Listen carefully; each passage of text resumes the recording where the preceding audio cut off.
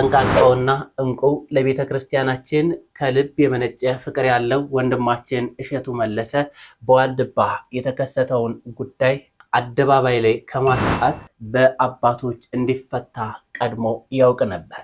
ነገር ግን አደባባይ ላይ አውጥቶ ማስጣት አልፈለገም። ደብዳቤው የተጻፈለት ከቤተ ክህነት ሲሆን የእናቶችን የውሃ ጉድጓድ ብቻ አስቆፍሮ እንደሚመለስ ነበር የተነገረው። ነገር ግን እዛ ሲሄድ እሱ የማያውቀው ዱብዳ ነገር ገጠመው። የሴቶች ገዳም ይባል የለም የሚለውን ሐሳብ በቪዲዮ ተቀርጿል። አሁን አባቴ እርሶ ቆርጠውታል ስላሉ መቼም በእርሶና በእግዚአብሔር ፊት መዋሸት ስለሌለብኝ እውነቱን ለማስረዳት ነው። እውነት ነው፣ አባቶች የሴቶች ገዳም አይደለም የለም የሚለውን ንግግር ካሜራ ላይ ተናግረዋል። በማስከተል ደግሞ እናቶች ገዳም ሄደን ኢንተርቪው ስንሰራ የገዳሙ እናቶች ደግሞ የሴቶች ገዳም እንደሆነና እንዴት እንደተመሰረተ አመጣጡን አመሰራረቱን ካሜራ ላይ ተናግረዋል። ጉዳዩን ግን እሱ መፍታት ስለማይችል በአባቶች እንደሚፈታ ስለሚያውቅ ጉዳዩን አደባባይ ላይ ማስጣት አልፈለገም ነበር። ነገር ግን ሴረኞች ሴራ አሴሩበት። ስለሱም እንመለከታለን። ታላቁ ገዳም ውዝግብ ውስጥ ወፍራም እንጀራ የሚጋግር እንዲህ አይነት ሆዳምነት ከአንዳማኝ ይጠበቃል ብዬ አስቤም አላውቅም። ምናልባትም በዚህ ቤተክርስቲያን ላይ የተሴራውን ሴራ አስፈጻሚ እንደሆንክ በገሃድ እያሳየ ነው። እዚህ ጋር ደግሞ ሌላ ትኩሳት ተነስቷል። መማሉን ምን አመጣው? ለመላእክት እንጂ ለስላሴ ጾታ አላቸው በማለት ይናገራሉ። ሎቱ ስብሐት አስተምረው ምን ይላል? እሱንም እንመለከታለን። ስላሴ አካል አላቸው የላቸው? ሲወላቸውም ተናገሩ። ጾታ አላቸው የላቸው? ተናገሩ። አይዟችሁ፣ ወይም የላቸውም ወይም አላቸው በሉ። የላቸውም ያገር ያለ አባታችን ሆይ ለምን እንለዋለን? ለምን እናታችን አንለው የሚል ጥያቄ ያስነሳል። ቅዱስ ባስልዮስ ቅዱስ ጎርጎርዮስ ዘኑሲስ ስለ እግዚአብሔር በአንድ ጾታ መጠራት እንግዲህ እግዚአብሔር ሰማይና ምድርን ፈጠረ ነው የሚለው መጽሐፍ ቅዱስ ሲጀምር እንጂ ፈጠረች አይልም። እዚህም ጋር ሌላ ዱብዳ ውሸት አለ። ሐዋርያት ወንጌል ጽፈዋል፣ ከ20 በላይ ወንጌል ጽፈዋል ይነናል። አሁን አንተ የምታውቀው ይሁዳ ኢየሱስ እንደሸጠው ነው።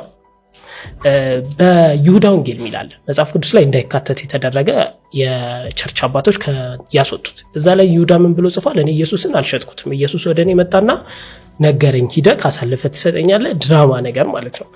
እነዚህንና ያስተምሩናል፣ ይገስጡናል ያልኳቸው ምድረሽ ቀርብ ያለው ሰላም ሁላችሁም በያላችሁበት ሀገርና ሰዓት አቆጣጠር ሰላም ብያለሁ። ሰላምታ ይድረስልኝ። ይህ ቪዲዮ ከደረሳችሁ ለብዙዎች እንዲዳረስ ቪዲዮውን ላይክ፣ ሰብስክራይብ እንዲሁም ሼር በማድረግ ለተወዳጅ ክርስቲያናዊት ወንድሞቻችን አድርሱልኝ። ቀጥታ ወደ ቪዲዮቹ እንሄዳለን። ዓለም እንደሚታወቀው አሜከላዋ የበዛ ነው።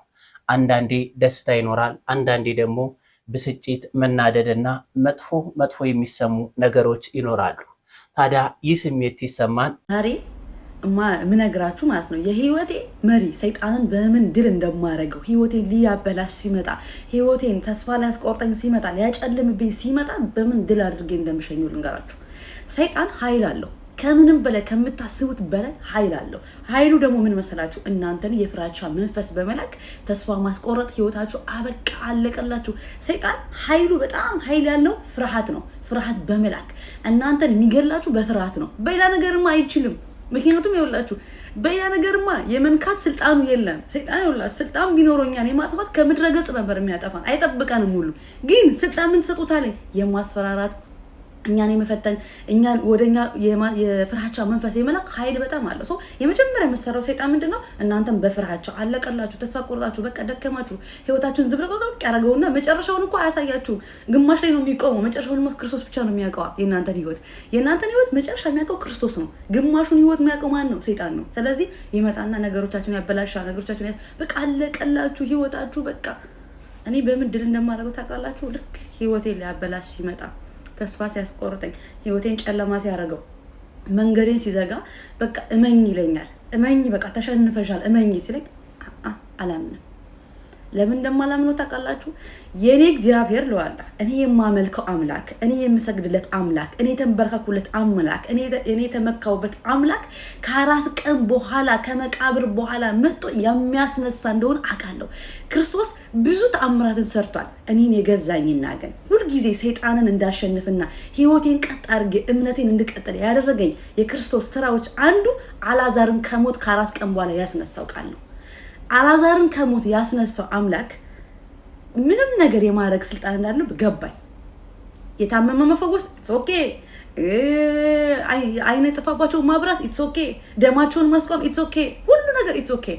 ግን የኔ አምላክ ትልቅነቱ ከሞት እንኳን የሚያነሳ አበቃልሽ ቢለኝ ሰይጣን ተሸንፈሻል፣ እጅ ስጪ፣ በቃ ልትሞቺ ነው፣ ሙቼ እንኳን መጥቶ እንደሚያስነሳኝ ነግሮኛል። በቃ ጽፏል። ስለዚህ እግዚአብሔር ቃል ተናግሯል አይደል? አሳይቶናል አይደል? ከሞት ሲያስነሳ ኢየሱስ ክርስቶስ በአልዓዛር አሳይቶናል። ስለዚህ ለምንድን ነው እኔ ሰይጣንን የምፈራው? እኔ ለምንድን ነው የምሰማው? ይጨርሰው፣ የጀመረው ነገር ይጨርሰው። ግን ከሞት በኋላ የሚያስነሳ አምላክ ከኔ ጋር ነው። ኢየሱስ ክርስቶስ ከኔ ጋር ነው። በቃ ድል አድራጊው ከኔ ጋር ነው። ሂድ ስለው በቃ ምንም አማራጭ የለው። አያችሁ እግዚአብሔር እኛን ምን ያናል መሰላችሁ? እናንተ እምነት የጎደላችሁ እምነት ስለጎደለን እንጂ ሰይጣን በእኛ ላይ መጨፈር ስልጣኑ ብዙ የለውም። ግን እኛ እምነት ስለጎደለን ሰይጣን የምንመልስበት አቅም ስላላወቅን የሰይጣንን ኃይልና የኛ አቅም አላወቅነው። የኔና የእግዚአብሔር ቤተሰቦች የእናንተን ኃይል መጀመሪያ ወቁት። የእናንተ ኃይል ከሰይጣን ኃይል እጅግ የበለጠ ነው። በእናንተ ውስጥ ያለው ኃይል የኢየሱስ ክርስቶስ ኃይል አለ። ስለዚህ በምንም ነገር ይምጣባችሁ በቃ ሸኙት በዚህ እኔ የኔ አምላክ በሉት። የኔ አምላክ ከሞት የሚያስነሳ ነው። እባክህ ተወኝ ሂድልኝ በሉት። እግዚአብሔርን አፍሮ ነው የሚሄደው። እኔ ነው እኔ ሳይሆን እግዚአብሔር ነው የሚሉት። እኔ በዚህ ቃል ነው ድል አድርጌ የምነሳው። ፈተና ውስጥ ይከተኛል፣ ያልሆነ ነገር ውስጥ ይከተኛል። ከሞት የሚያስነሳው አምላክ ከኔ ጋር ነው። ደህና ዋሉልኝ። ስራ እየተጠራው ነው። መልካም ቀን። ምን አለ አጋጣሚ አይደለም አለ መትረፌ መዳኔ የጌታ ታምር ነው። አረ ይገርማል ይሄኔ አለ ሞቴ እንቅልፍ ሆነልኝ አለ ጭንቀት የቀለለ የረዳኝ ጌታ ነው እየተከተለ አለ መርዳት አይደለም እየተከተለ። ከላይ ነገር ምንድነው ላይክ ምን የተደረገው ነገር ምንድነው ምናምን ብለህ ጆሮን ደግሞ ቀጥ ታደርጋለህ ትሰማለህ አይደል? ከማን ነው በዚያ በረሃ ያበላኝ ምን ያጠጣኝ ይላል እንዴ? ማን ነው የደገፈኝ ጥልቁን ሸለቆ ያሻገረኝ ሲል ወደ እስራኤል ትሄዳለህ። በቃ እስራኤል በቃ ባይብል ላይ የተማርከው ምናምን በልጅነት እንደ እስራኤል ነው መናበሉና ከዛ እስራኤል ደግሞ ዞር ስለሆነ የራስን ላይፍ ደግሞ ታያለህ። እንደዛ በቃ የሆነ በችግሩ ጊዜ ወጣ ነገር ስላለ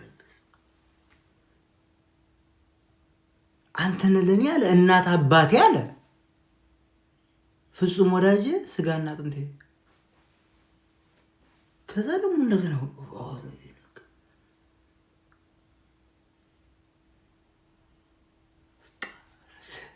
ያቅታል እና አጋጣሚ አይደለም ለማለት ነው ባጭሩ። አጋጣሚ አይደለም መትረፋችን መዳናችን አጋጣሚ አይደለም።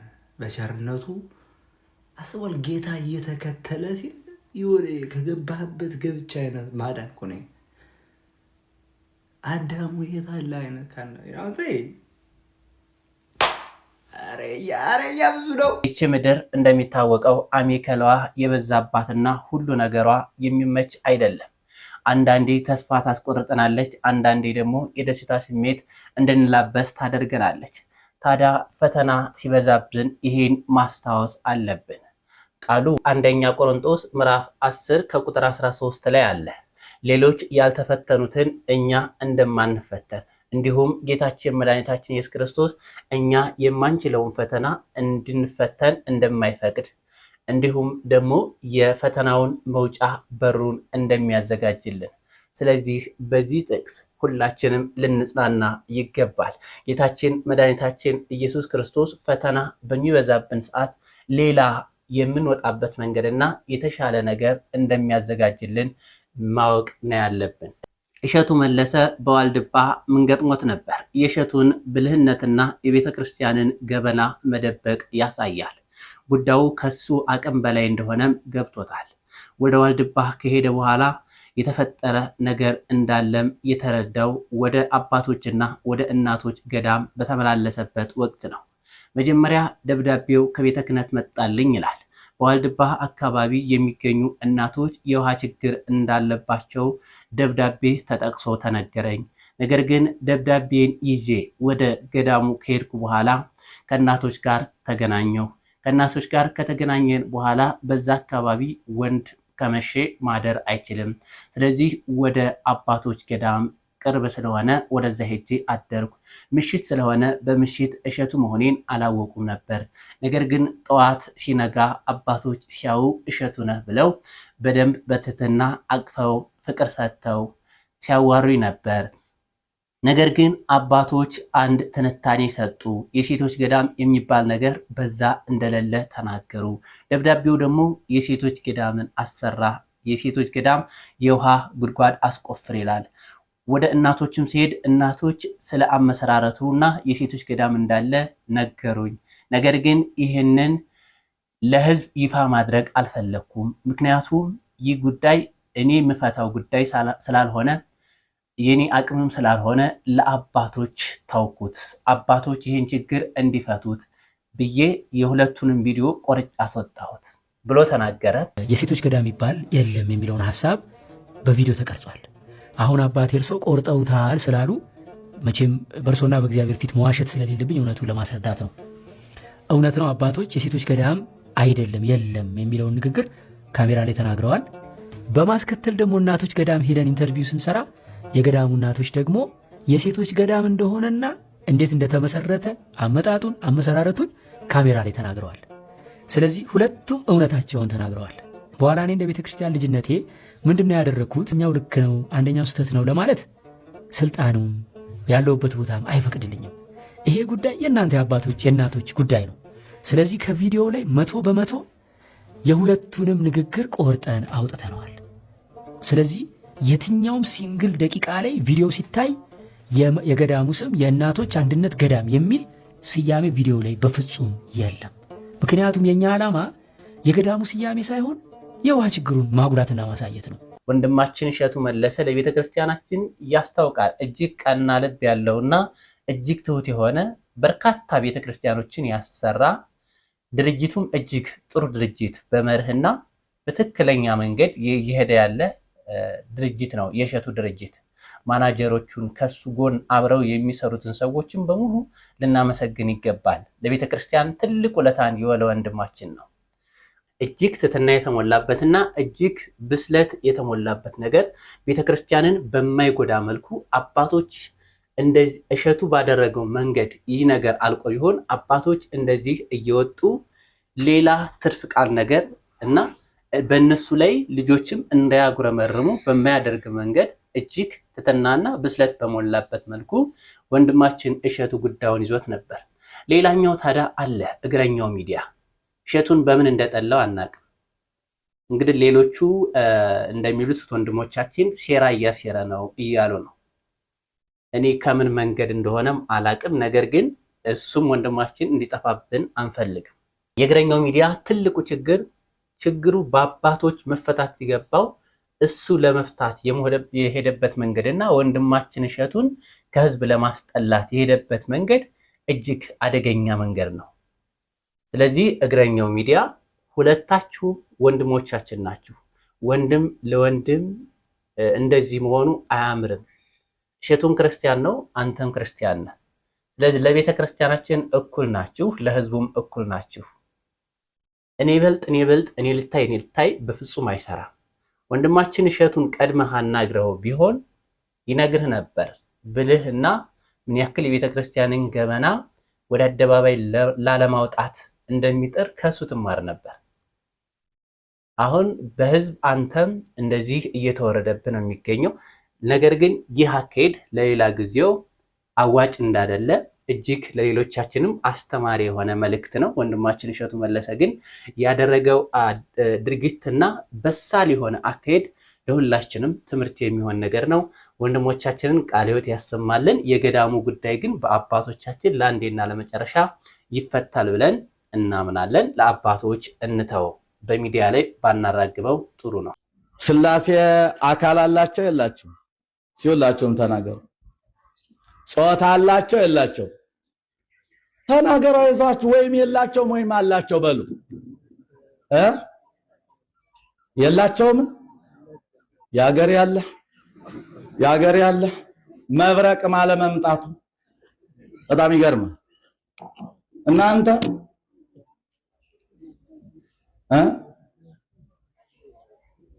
የእንታ ቃለ ሕይወት እርሶም ባሉበት ልናገር። አንድ ሰው ሲሰብክ ስለሰማው ሊቀ ስልጣናት እንኳን ኖሩ ዛሬ። አንድ ምሁር ሲያስተምር ሰምቻለሁ። ይሄን ነገር ሃይ መባል መቻል አለበት። ጾታ የላቸውም የተባሉ መላእክት ናቸው እንዴ? ከሦስቱ አካላት አንዱ አካል የሌለው ነው እንዴ ከመቤታችን ሰው የሆነው እንዴ? ምንድነው? እዛ አትናቴዎስስ በምዕራፍ 8 ላይ በአንቀጽ 8 በነገራችን ላይ እነዚህ እነ መጽሐፈ መነኮሳት እነ ሃይማኖተ አበው አንቀጽ እንጂ ምዕራፍ አይባሉ። ይሄ መታወቅ አለበት። ስለዚህ በዛ በስምንቱ ላይ ለእግዚአብሔር አካል አለው፣ አይን፣ ጆሮ፣ አፍንጫ ብሎ ወኩሎሙ መልክዓ ጽዱቃት የታወቁ የተለዩ መልክዓት አሉት አላለማት ነው ተወስ እንዴ? ነውር እኮ ነው። ለአብ ፍጹም አካል ፍጹም መልክ ፍጹም ገጽ አለው።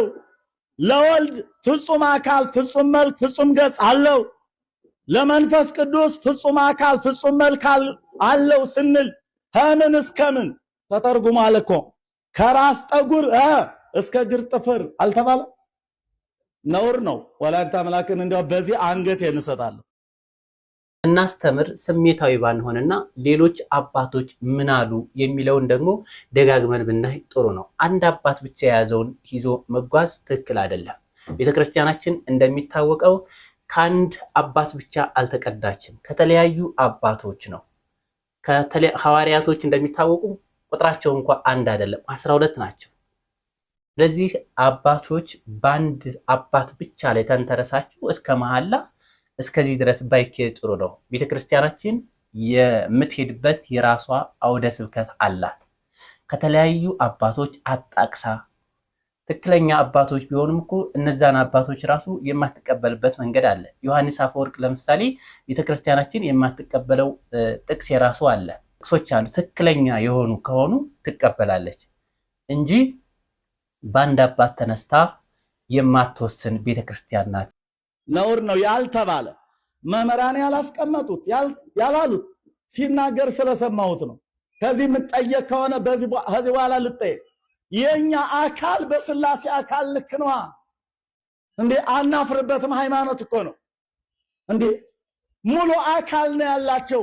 ረቂቅ መለኮታዊ አካል ንግበር ሰብአ በአርአያነ ወበአምሳሊነ፣ በአርአያችን እንደ ምሳሌያችን ከራስ ጠጉር እስከ እግር ጥፍር። እግዚአብሔር አባታችን ሆይ በሉኝ አለ። እንግዲህ እንደምታውቁት እግዚአብሔር ጾታ የለውም። እግዚአብሔር ወንድም ሴትም አይባልም። እንኳን እግዚአብሔር መላእክትም ጾታ የላቸው። በነገድ በጾታሆሙ በየወገናቸው ይባላል እንጂ መላእክት ጾታ የላቸው። ወንድ ሴት አይባሉም። እሳትና ነፋስ ጾታ አለው እንደማለት ነው። መላእክት ጾታ አላቸው። ታዲያ እግዚአብሔር ጾታ ከሌለው አባታችን ሆይ ለምን እንለዋለን? ለምን እናታችን ያንለው የሚል ጥያቄ ያስነሳል። ቅዱስ ባስልዮስ ቅዱስ ጎርጎርዮስ ዘኑሲስ ስለ እግዚአብሔር በአንድ ጾታ መጠራት እንግዲህ እግዚአብሔር ሰማይና ምድርን ፈጠረ ነው የሚለው መጽሐፍ ቅዱስ ሲጀምር እንጂ ፈጠረች አይልም።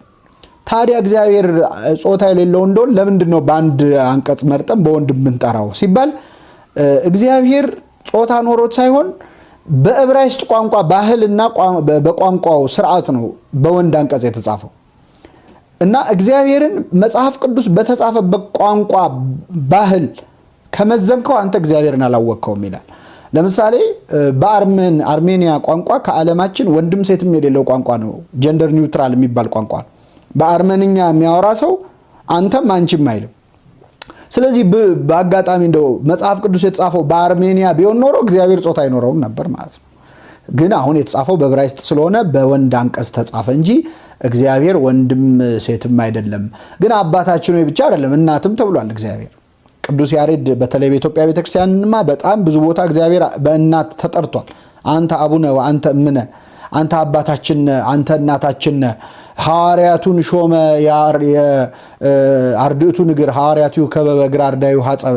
እናትማ አባቶ ናቸው ይላል። ከዛ ጥበብንም አስተማራቸው ይላል። ስለዚህ እግዚአብሔር በእናትም የሚጠራው በእኛ ቤተክርስቲያን ነው። ራሱም ጠርቷል ብዙ ቦታ ላይ እናት ልጇን እንደምታጽናና እንዲሁ አጽናናቸዋለሁ። ጽዮን እግዚአብሔር ትቶኛል ጌታም ረስቶኛል አለች። በውኑ ሴት ከማህፀኗ የተወለደውን ትረሳ ዘንድ ትችላለችን? እሷ ትረሳ ይሆናል፣ እኔ ግን አልረሳችሁም፣ በመዳፌ ቀርጫችኋለሁ ብሎ እግዚአብሔር ራሱን በእናት አምሳል መስሏል። ቅድም በጠቀስነው በሉቃስ ወንጌል ምዕራፍ 15 ላይ እግዚአብሔር መጀመሪያ ላይ እረኛ አድርጎ ራሱን መሰለ፣ መጨረሻ ላይ አባት፣ መካከል ላይ ግን እናት ነው። ድሪም የጠፋባት ቤት ውስጥ ስትፈልግ የነበረች ሴት አድርጎ እግዚአብሔር ራሱን በሴት አንቀጽ ጠርቷል። ቅድስት ሥላሴ የሚለውንም ቃል ስንተነትነው በእርግጥ በስመ አብ ወወልድ ወመንፈስ ቅዱስ አሐዱ አምላክ በቅድስት ሥላሴ የሚለው ቀጥተኛ ትንታኔው ንጹሕ ልዩ ክቡር ጽሩይ ወይም ጽኑ የሆነች ሶስትነት ማለት ነው። ሶስትነቷ ነች ቅድስት የተባለችው። ይሁንና ግን በሌላ መልኩ ሥላሴ ወይም እግዚአብሔር ወላዲ ዓለማት ፈጣሪ ዓለማት መጋቢ ዓለማት መሆናቸውን ለማሳየት በሴት አንቀጽ እግዚአብሔር ይጠራል ተብሎ ይተነተናል። ስራችንን እናመሰግናለን። ቃለ ሕይወት ያሰማለን። ይህ ወንድም ደግሞ ሌላ ስተት አስተምሯል። አሁን አንተ የምታውቀው ይሁዳ ኢየሱስ እንደሸጠው ነው።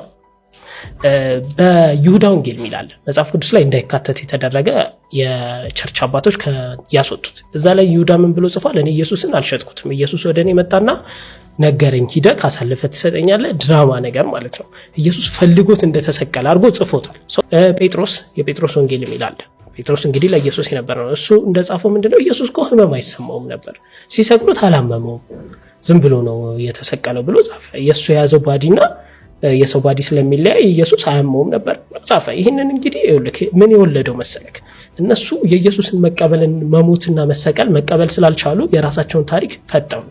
የተለያዩ ደቀ መዛሙርቶች የተለያዩ ጽፎችን ከደቀ መዛሙርቶችም ውጪ የተለያዩ ጽፎች በሰዓቱ ተጽፏል። ይሄ እኮ 400 ዓመት የቸርች አባቶች ዲቤት ሲያደርጉበት የነበረው መጽሐፍ ነው። መነገር የቱ ነው መጽሐፍ ቅዱስ የቱ ነው ብለው ለመቀበል ከ400 ዓመት በኋላ ነው 27ቱ መጽሐፍ ቅዱስ ተብለው የተወሰኑት። ከዛ በፊት ብዙ መጽሐፍቶች ናቸው ያሉት የተጻፉት። ልክ እንደዚህ የይሁዳ ወንጌል፣ የጴጥሮስ ወንጌል፣ የፊልጵስ አለ፣ የጀምስ ወንጌል አለ። በቃ ብዙ ናቸው ከ20 ምናምን በላይ ወንጌላት። ይህንን የተናገረው ወንድማችን እንደው ቀርቦ ከክርስቲያኖች ጋር ዲቤት ማድረግ ቢችል በጣም አሪፍ ነበረ። ለማንኛውም የተናገረው አብዛኛው ሐሰት ነው። የይሁዳ ወንጌል፣ የጴጥሮስ ወንጌል የሚባል ሐዋርያት የጻፉት ምንም አይነት መጽሐፍ የለም። ምንም አይነት የታሪክ ማስረጃም ወንድማችን የለው። እነዚህ መጽሐፍት በግኖስቲክስ መናፍቃን የተጻፉ ናቸው። ቤተክርስቲያን ከመጀመሪያው ክፍለ ዘመን ተቀብላቸው አታውቅም። ለ400 ዓመታት ምንም አይነት በእነዚህ መጽሐፍት ዙሪያ የነበረ ክርክርም የለም። ፍጹም ሐሰት ነው። ወንድማችን ለዚህ ለተናገረው ነገር ማስረጃ ቢጠየቅ በፍጹም የሚያቀርበው ነገር የለም። ክርክር ነበረባቸው ሲባል እንግዲህ የሚቀበሉትም አይቀበሉትም ነበሩ ማለት ነው። ክርክር ከነበረባቸው ማለት ነው። ነገር ግን በታሪክ ቤተክርስቲያን እነዚህን መጽሐፍት የምትቀበል ቤተክርስቲያን አልነበረችም። ይህ ወንድማችን ሐሰት ነው የተናገረው ነገር ማለት ነው። ቤተክርስቲያን በአራተኛው ክፍለ ዘመን ማለትም በ367 ዓ.ም በቅዱስ አትናቴዎስ በኩል ከመጀመሪያው ክፍለ ዘመን ጀምሮ ሐዋርያት የሰጧትን ትክክለኞቹን ዶክመንቶች እኚህ ናቸው የኔ መጽሐፍት ሐዋርያት ያስረከቡ ለኛ ሐዋርያት የሰጡን መጽሐፍ እነዚህ ናቸው ብላ አናውንስ አደረገች። ምክንያቱም ሌሎች የሐሰት መጽሐፍትም እየተጻፉ የክርስቲያን ሐዋርያት የጻፏቸው ልክ እንደነዚህ ማለት የሐሰት መጽሐፍት የተጻፉ ሐዋርያት የጻፏቸው ነው ሲባል አይ እኛ እነዚህን አናውቃቸውም ሐዋርያት የሰጡን እኚህን መጽሐፍ ብቻ ነው ብላ አናውንስ አደረገች እንጂ ምንም አይነት ዲቤት ተደርጎ አያውቅም በእነዚህ መጽሐፍት ዙሪያ ማለት ነው። ከዛ ደግሞ ወንድማችን ምን አለ? ሐዋርያት የኢየሱስን ሞት መቀበል ስለከበዳቸው የፈጠሩት ታሪክ ነው አለ። የክርስቶስ ኢየሱስ ትንሣኤ ማለት ነው። እና ይሄ በጣም የሚያስቅ ነገር ነው። በነገራችን ላይ ሲያወራው ነገር እኮ ኮንትራዲክት ያደርጋል። ሐዋርያት የኢየሱስን ሞት መቀበል ስለከበዳቸው የፈጠሩት ታሪክ ነው የክርስቶስ ትንሣኤ ካልክ፣ አሁን አንተ የጠቀስካቸው ሰዎች ታዲያ ክርስቶስ እንዳልተነሳ አድርገው እንዴት ጻፉ በጽሁፎቻቸው ነው? ወይስ የሆነ ሰዓት ታሪክ ፈጥረው የሄዱ ከዛ የሆነ ሰዓት ላይ ሀሳባቸውን ቀይረው እውነቱን እንናገር ብለው ነው? እንደዛ እስከሆነ እስከ ሞት ድረስ እንደዛ ብለው እንዴት ሰበኩ? ሲቀጥል ይሁዳ ያንን ጽፏል አልክ። ይሁዳ ጌታ ኢየሱስ ክርስቶስ ገና እንደተያዘ ሲያውቅ ራሱን እንዳጠፋ መጽሐፍ ቅዱስ በግልጽ የሚነግረን ነገር ነው። ኢሚዲየትሊ ነው ራሱን ያጠፋው ጌታ ኢየሱስ ክርስቶስ መያዙን ሲመለከት ማለት ነው። ስለዚህ ራሱን ከማጥፋቱ በፊት አንድ ጊዜ ጽፎ ሰጥቶ ካቀብሎ ነው ወይስ እንዴት ነው? ይሁዳ ኢሚዲየትሊ ራሱን እንዳጠፋ በመጽሐፍ ቅዱስ በግልጽ የተጻፈ ነው። በአይሁድም ታሪክ ውስጥ በግልጽ ያለ ነገር ነው። ይሁዳ ከዛ በኋላ በፍጹም አልቆየም፣ ወዲያው ነው ራሱን አጥፍቶ የሞተውና ይሁዳ ከኢየሱስ ክርስቶስ ጋር ተነጋግሮ ኢየሱስ ክርስቶስ እንዳለው አድርጎ ከሆነ ታዲያ በጸጸት ራሱን ለምን ሰቀለ? ራሱን ለምን አጠፋ? ሲጀምር በጣም የሚያስቅ ሪዲክለስ የሆነ ነገር ነው ያወራው። ምክንያቱም በዛ ዘመን ሐዋርያት ሮማውያን ሰዎችን እንዴት አሰቃይተው እንደሚገድሉ እያወቁ ጌታ ኢየሱስን እንኳን እንዴት አሰቃይተው እንደሰቀሉት እያዩ በዛ ፍርሃት እንደውም ከኢየሱስ ርቀው ተደብቀው የነበሩ ሰዎች ኢየሱስ ተነስቷል ብለው ያንን ሁሉ መከራ ለመጋፈጥ መስበክ በማይቻልበት ለመጋፈጥ ደፍረው የተነሱት የሐሰት ታሪክ ፈጥረው ነው ብሎ መናገር ምንኛ ነው? ምንም አይነት እውቀት የሌላቸው፣ ምንም አይነት ስልጣን የሌላቸው፣ ምንም አይነት ሀብት የሌላቸው ተራ የሆኑ ሰዎች፣ ተራ የሆኑ ግለሰቦች እነዚህን ሁሉ ኃይላት ባለስልጣኖችን፣ ጣዖት አምላኪያንን ሁሉ ኢየሱስ ተነስቷል ብለው በድፍረት የሚመጣባቸውን መከራ እያወቁ ስለት እያወቁ ተጋፍጠው ከዛም ደግሞ እያንዳንዳቸው ሐዋርያት በከባድ መከራ ተሰቃይተው አልፈው ዝም ብለው ለፈጠሩት ታሪክ ነው ያንን ሁሉ መከራ የተቀበሉት ብሎ መናገር በጣም የሚያስቅ ተረት ነው። ያው ዝም ብሎ ሲጀመር ግምት ነው፣ መላምት ነው፣ ምንም ማስረጃም የለውም ለዚህ ንግግር ወንድማችን። ሲቀጥል ግን ለዚህ ተራ ግምት ግን ትልቁ ማስረጃ ምንድነው? ሐዋርያት ያንን ሁሉ መከራ መቀበላቸው ነው። ምክንያቱም ዝም ብላ አንተ ለፈጠርከው ታሪክ ተሰብስባችሁ ዝም ብላችሁ በሐሰት ለፈጠራችሁ ታሪክ በፍጹም በዛ ልክ መከራ አትቀበልም፣ ቢያንስ የሆነ የተማመንክበት ነገር ከሌለ በቀር ማለት ነው። ሐዋርያት ምንም አይነት የተማመኑት ነገር ባይኖር ጌታ ኢየሱስ ክርስቶስ የምርም ከሞት ተነስቶ ባይመለከቱት ተስፋቸውን ባያገኙ ኖሮ በፍጹም እንደዛ አይነት ድፍረት ውስጥ አይገቡም። አይደለም ጌታ ኢየሱስ ሞቶ ቀርቶ ይቅርና ገና በህይወት ሳለኮ ሸሽተው የራቁ ሰዎች ናቸው እነዚህ ሐዋርያት ማለት ነው። ስለዚህ ጌታ ኢየሱስ ክርስቶስ በምድር ላይ ሳለ ያስተማራቸውን ትምህርት እንደው ቀድመው አምነው እንኳን ቢሆን ጌታ ኢየሱስ በዛው ሞቶ ቢቀር ኖሮ ያመኑትን ነገር ሁሉ ይክዳሉ። ዋሽቶን ነበረ ከሞት እነሳለሁ ብሎ ነግሮን ዋሸን ብለው እንደውም ከነሱ ጋር አበረው ጌታ ኢየሱስን ይጠሉት ነበር እንጂ ስለ ስሙ እየመሰከሩ ያንን ሁሉ መከራ ይቀበሉ ነበር ብሎ ማሰብ በጣም የጅል የህፃን እሳቤ ነው ማለት ነው። ሰላም ክርስቶስ ይብዛላችሁ። ራችንን እናመሰግናለን። ቃለ ሕይወት ያሰማለን። ውድ ኦርቶዶክሳውያን እስከ ሰዓት ድረስ አብራችሁ ስለቆያችሁ አመሰግናለሁ። በቀጣይ ቪዲዮዎች ከምንገናኝ ድረስ ሰላም ቆዩ።